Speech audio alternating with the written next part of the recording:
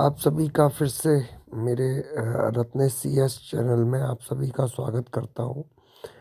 और में CPCT से संबंधित ये तीसरा वीडियो है। लास्ट वीडियो मैंने जो CPCT का पेपर आप लोगों से डिस्कशन किया था, उसी पेपर को आज हम नॉन टेक्निकल पोर्शन को आज हम कंप्लीट करेंगे, डिस्कशन करेंगे। तो आप लोग वीडियो देखने से पहले चैनल को सब्सक्राइब ज़रूर कर दें, जिससे आपको जब भी मैं वीडियो अपलोड करूँगा तो आपको नोटिफिकेशन ज़रूर मिलेगा। तो आइए हम वीडियो को शुरू करते हैं।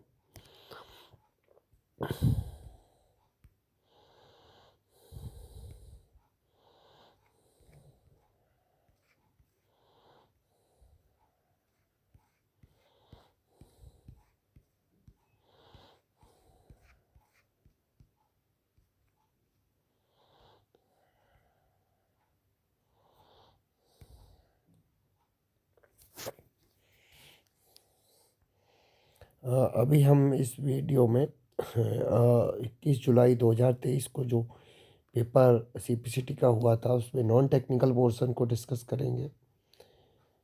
नॉन टेक्निकल पोर्शन में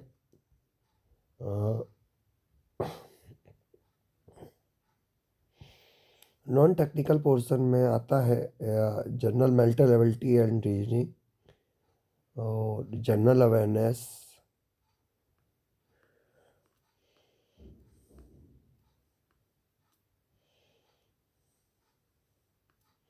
quantitative aptitude,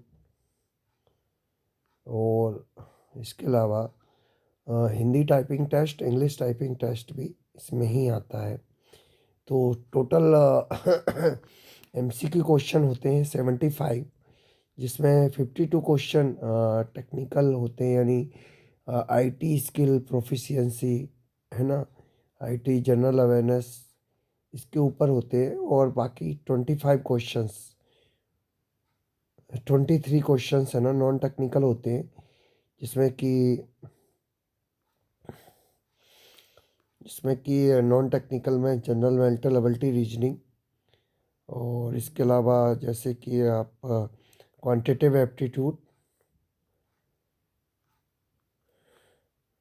general awareness, reading compression, ये सभी आते हैं। तो अभी हम non technical portion technical portion के क्वेश्चन हमने देख लिए थे। तो ये सेक्शन है रीडिंग कंप्रेंशन, सेक्शन नंबर 2। यानी सेक्शन नंबर 1 था IT general awareness proficiency, computer proficiency, और सेक्शन नंबर 2 है रीडिंग कंप्रेंशन। रीडिंग कंप्रेंशन में क्या होता है, एक पैसेज दिया होता है, उस पैसेज के आधार पे कुछ क्वेश्चन दिए होते हैं, उनके आंसर उस पैसेज में ही रहते हैं, तो उसके आंसर हमें निकालने होते हैं। कंप्रेंशन का उद्देश्य उम्मीदवार की समझने की, बोधगम्यता की, कौशल का परीक्षण करना होता है कि कोई व्यक्ति कितना, है ना, उसको समझता है टेक्स्ट को। तो जैसे कि ये लिखा हुआ है क्वेश्चन नंबर 53 टू 57। इसके बाद एक पैसेज दिया हुआ है इंग्लिश में, चूँकि, और उसके बाद यही पैसेज फिर हिंदी में दिया हुआ है। तो मैं हिंदी का जो ऑप्शन है वो उसको मैं देखता हूँ। तो क्वेश्चन नंबर 53 टू 57, दिए गए गद्यांश को पढ़ें और उसके आधार पर प्रश्नों के उत्तर दें। उस समय में ये की जाने वाली फायरिंग। तो एक न्यूज़ दी हुई है कि 19 अप्रैल 2016 में नई दिल्ली में कोई घटना घटी थी, उसी का ये पैसेज है कि उस समय में फायरिंग होती है, उसका एक पैसेज है। तो इसी न्यूज को इन्होंने गद्यांश के रूप में आपको पैसेज के रूप में दिया है। उसके बाद क्वेश्चंस पूछे हैं, ठीक है। इसमें जैसे पहला क्वेश्चन है, समाचार 16 वर्षीय लड़की का है, फिर ऑप्शन दिए हैं, ठीक है। तो ये क्वेश्चन है ना, इसका आंसर इसके अंदर मिल जाएगा आपको कि ये बालकनी से उजरती हुई एक बारात को देख रही थी और अचानक खून से लथपथ नीचे जमीन पर गिर गई। कुछ पड़ोसी उसके पिता को सूचित करने के लिए भागे, जो घर से लगभग 100 मीटर की दूरी पर जाके। तो क्वेश्चन ये है हमारा कि ये समाचार 16 वर्षीय लड़की का, जिसे एक शादी समारोह के दौरान गोली लगी थी, ठीक है। अगली क्वेश्चन है, अंजलि के पिता का सिस्टम से नाखुश होने का कारण निम्नलिखित में से कौन सा नहीं है? तो पुलिस अपराधी के छिपने के संभावित स्थान पर छापा मार रही है, ये कारण नहीं है। अगला क्वेश्चन है, डॉक्टर अंजलि का ऑपरेशन नहीं कर रहे हैं क्योंकि उन्हें लगता है कि सर्जरी से उससे कोई खास मदद नहीं मिलेगी। अगला क्वेश्चन है, अंजलि अपने जीवन में क्या करना चाह रही थी? तो इसमें आप ये देखेंगे, अंजलि को 12वीं की परीक्षा में अच्छी नतीजे उम्मीद थी। सुंदर ने कहा वो एक शिक्षक बनना चाहती है, तो इसका आंसर क्या हो गया? वह एक शिक्षक बनना चाहती थी। ठीक है। अगला क्वेश्चन है, गणितांश के अनुसार निम्नलिखित में से कौन सा कथन सत्य नहीं है? चिकित्सकों को लगता है सर्जरी के बाद अंजलि की स्थिति में सुधार हो सकता है, सत्य नहीं है, क्योंकि चिकित्सकों को लगता था सर्जरी के बाद भी कोई खास असर पड़ने वाला नहीं है। अगला क्वेश्चन है क्वांटिटेटिव, अगला सेक्शन है हमारा section number 3, quantitative aptitude. Quantitative aptitude में इसमें 6 क्वेश्चन है। क्वेश्चन नंबर 58, 58 क्वांटिटेटिव एप्टीट्यूड यानी गणितात्मक अभिरुचि है ना, परिमाणात्मक अभिरुचि, क्वांटिटेटिव एप्टीट्यूड। तो इसमें क्वेश्चन है, एक वृत्त का क्षेत्रफल उसकी परिधि का 7 गुना है, वृत्त की परिधि क्या है? तो ये क्वेश्चन क्वांटिटेटिव एप्टीट्यूड में आता है कि क्षेत्रफल, वृत्त का क्षेत्रफल उसकी परिधि का 7 गुना है। तो परिधि होती है 2πr और क्षेत्रफल होता है πr²। तो क्षेत्रफल परिधि का 7 गुना है, तो πr² इंटू 7 इंटू 2πr हो जाएगा, और इससे फिर हमारी परिधि निकल आएगी। परिधि होता है 2πr, r निकल आएगा, फिर परिधि निकल आएगी, तो 88 यूनिट। ठीक है। अगला क्वेश्चन है, दो सम संख्याओं का योग छोटी संख्या के 6 गुने से 6 अधिक है।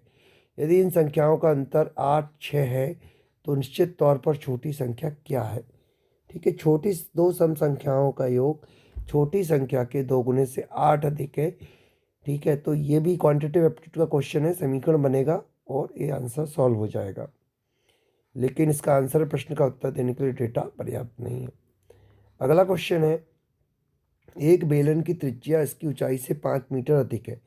यदि बेलन का वक्र पृष्ठ क्षेत्रफल क्षेत्रफल 792 वर्ग मीटर है तो बेलन का आयतन क्या है? देखिए, बेलन से संबंधित एक क्वेश्चन है ना। वो बेलन का वक्रपृष्ठ दिया हुआ है 792 वर्ग मीटर। बेलन का वक्रपृष्ठ का सूत्र होता है πr/l,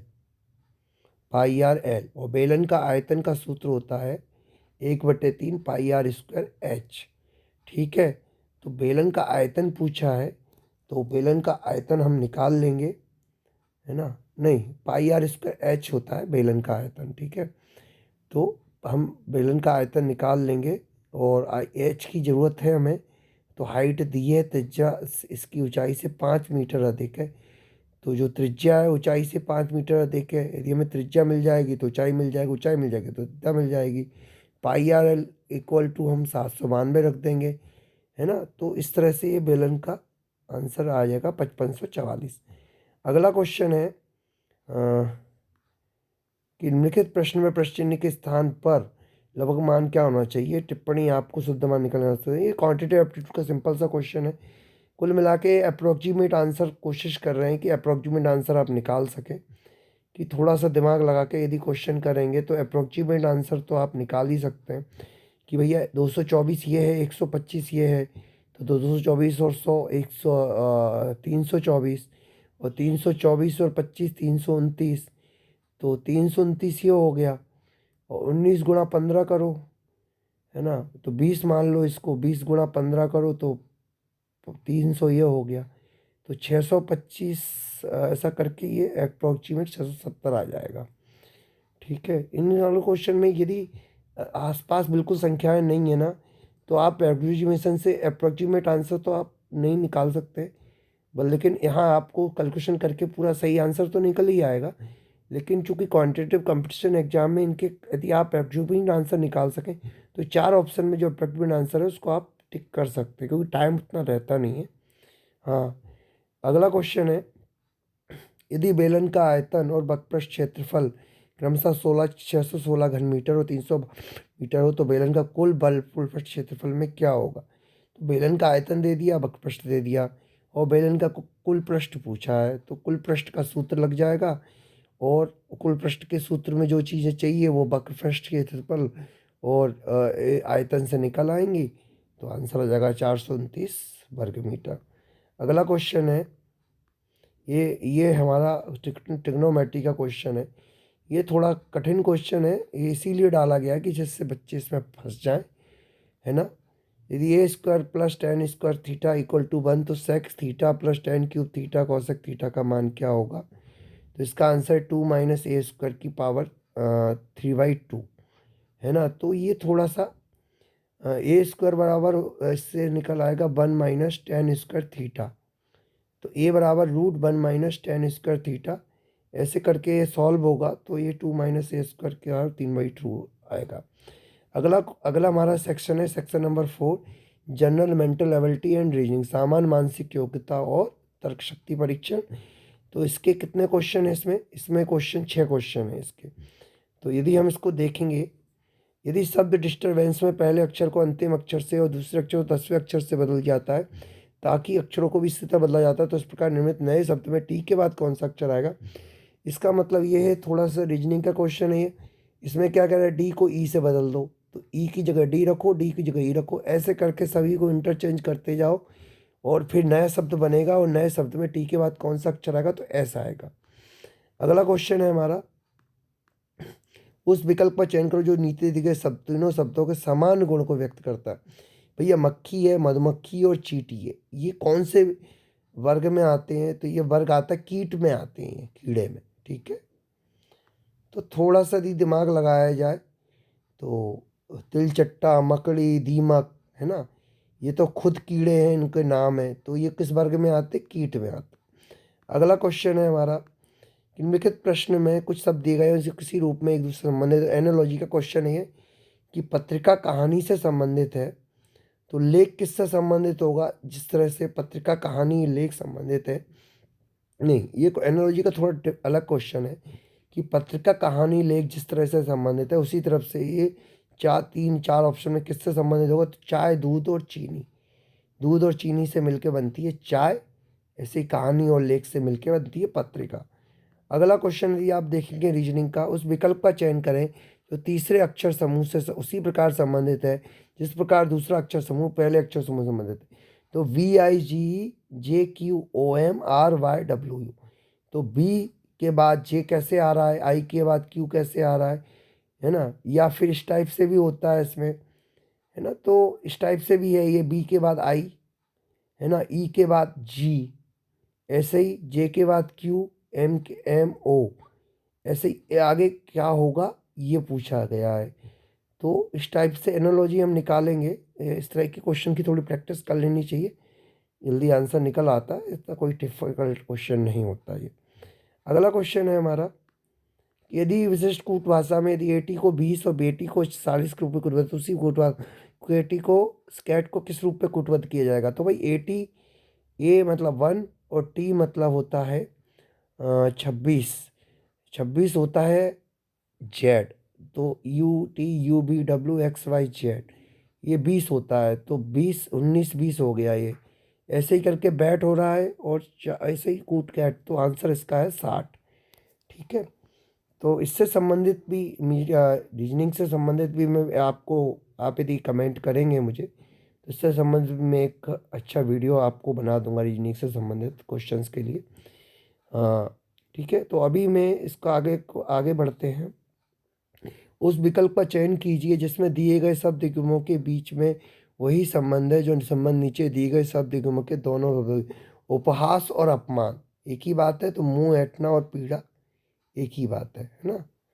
तो ऐसे अब इसके बाद अगला सेक्शन हमारा जनरल अवेयरनेस का, इसे बोलते हैं सामान्य जागरूकता। कुल मिला के इस सामान्य जागरूकता सेक्शन का मतलब ये होता है कि जो उम्मीदवार है वो सामान्य आपस की सामान्य घटनाओं के प्रति कितना जागरूक है, जो कि किसी शिक्षित व्यक्ति को जाननी चाहिए, या शिक्षित व्यक्ति को कहीं ना कहीं से प्रभावित करती है। तो इस तरह के इसमें क्वेश्चंस हैं सेक्शन नंबर 5। सेक्शन नंबर 5 में भी 6 क्वेश्चंस हैं। इन 6 क्वेश्चन में आप देख लीजिए, लास्ट सेक्शन है मेरे ख्याल से। आबिद हुसैन कमेटी किससे संबंधित थी, तो ये लघु और मध्यम उद्योग से संबंधित थी, ये इकोनॉमिक्स का क्वेश्चन है। अगला क्वेश्चन है हमारा, निम्न में से कौन सी श्वेत रक्त कणिका है? श्वेत रक्त कणिका है बोलते WBC, तो WBC का आंसर है 1 2 3 4 इजोनोफिल, लिम्फोसाइट, मोनोसाइट, ये सभी WBC में आता है। अगला क्वेश्चन है, 2008 के बीजिंग ओलंपिक में माइकल फेल्प्स ने तैराकी प्रतियोगिताओं में कितने स्वर्ण पदक जीते थे? तो भाई ये इतिहास रचा था इन्होंने बीजिंग ओलंपिक में।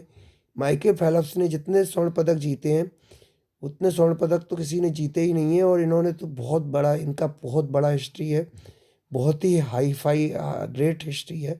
तो इसका आंसर 8 स्वर्ण पदक जीते 2008 में।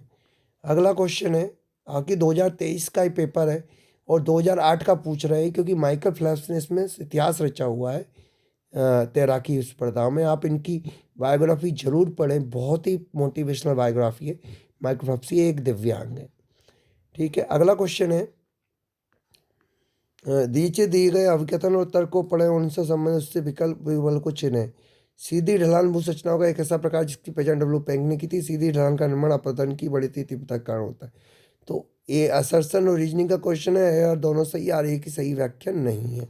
ये थोड़ा डिफिकल्ट क्वेश्चन है। अगला क्वेश्चन कॉन्स्टिट्यूशन से संबंधित है कि भारतीय संविधान के अनुच्छेद का सूची से मिलान करें और उसी के नीति गए कोड का उपयोग सही उत्तर चुनें। अनुच्छेद 14, अनुच्छेद 22, अनुच्छेद 25 और अनुच्छेद 32। तो भाई अनुच्छेद 14 जो है वो सीधे सीधे समानता के अधिकार से कन्फर्म है। तो ए का 1 है, ठीक है, ए का 1 इसमें है, 1 में और 4 में। तो इसके बाद यदि कुछ हमें आंसर पता होंगे तो स्वतंत्रता का अधिकार है ना, तो इसमें 22 से बी का 3 है, बी का 2 है, ठीक है, बी का 2 है। तो यही है नवीन व्यक्ति का अधिकार, सी का 3 और डी का 4, यानी ये टेबल ही सही है। अगला क्वेश्चन है हमारा, नीचे दिए गए अभिकथन और तर्कों पर प्राकृतिक चयन के डार्विन सिद्धांत को कभी कभी स्वस्तम के उत्तर जीवता के फिर समझ गए। ऐसे सिद्धांत बहुत सी प्रजाति को अपनी मूल प्रजाति से उत्पत्ति की प्रक्रिया समझता है। कई युवा पैटर्न अंक से उनके विकास उनकी दूरी का नाम है। तो यार दोनों सही है, आर्य की सही व्याख्या नहीं करता है।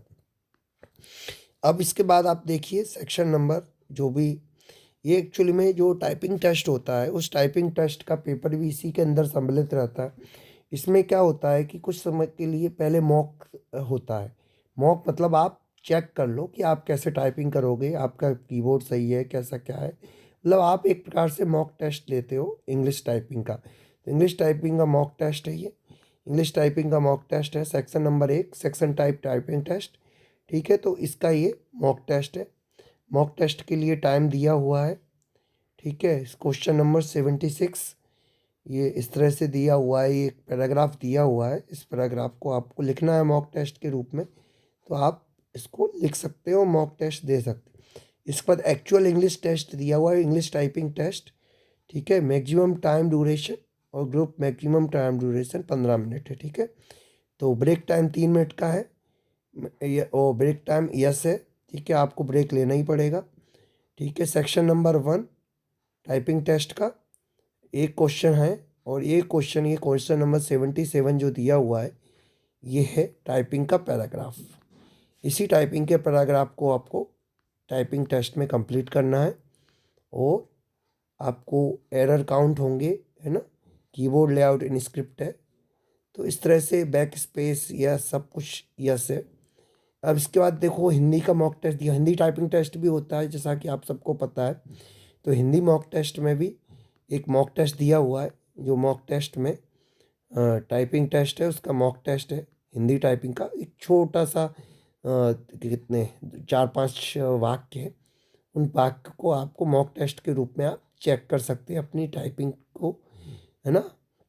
उसके बाद एक्चुअल टाइपिंग टेस्ट, ये पूरा पैराग्राफ दिया हुआ है, ये कितने मिनट का है ये भी बताया हुआ है ना, कितना टाइम दिया हुआ है, ठीक है, वही 15 मिनट का है ये भी, है ना। तो ये पूरा टाइपिंग टेस्ट दिया हुआ है, किसी भी चीज़ का या कुछ करने का शौक रखना जीवन जीने का बेहतर, ऐसा पूरा पैराग्राफ दिया हुआ है। उस टाइपिंग टेस्ट को आपको कंप्लीट करना है। एरर काउंट होगा, है ना, बैक स्पेस होगा, सब होगा, बैक स्पेस काउंट होगा, सब होगा, ठीक है। तो ये हमारा 21 जुलाई 2023 को जो पेपर हुआ था वो हमने पूरा डिस्कस कर लिया है। और इसके पहले इसके पिछले की वीडियो में मैंने इसका नॉन टेक्निकल मतलब टेक्निकल पार्ट के जो 52 क्वेश्चंस थे वो मैंने डिस्कस किए थे। आज नॉन टेक्निकल पार्ट के जो क्वेश्चन और टाइपिंग टेस्ट के जो क्वेश्चंस है वो डिस्कस किया। आशा करता हूँ कि आपको ये मेरा वीडियो बहुत ही पसंद आया होगा और आप इससे ज़रूर लाभान्वित होंगे और सीपीसीटी टेस्ट को आसानी से पास कर लेंगे, ऐसा मेरा विश्वास है। तो सभी व्यूअर्स को मेरा बहुत बहुत धन्यवाद। और आज 26 जनवरी है, जैसा कि आप सभी को मालूम है। तो ये 26 जनवरी को आप सभी को 75वें गणतंत्र दिवस की बहुत बहुत शुभकामनाएं। और ये वीडियो आप लोग इसको चैनल को ज़रूर सब्सक्राइब कर दें, जिन्होंने भी चैनल सब्सक्राइब नहीं किया है। लाइक शेयर करें और इस वीडियो को ज़्यादा से ज़्यादा शेयर करें, तो जिससे ये वीडियो ज़्यादातर लोगों के पास पहुंचेगा। तो बेटर होगा कि हम इस वीडियो को ज़्यादा से ज़्यादा लोगों के पास पहुंचाएं, जिनको इस वीडियो की खास ज़रूरत है, रिक्वायरमेंट है। तो धन्यवाद आप सभी को फिर से गणतंत्र दिवस की बहुत बहुत शुभकामनाएं। ठीक है, very good evening to all of you. धन्यवाद, थैंक यू।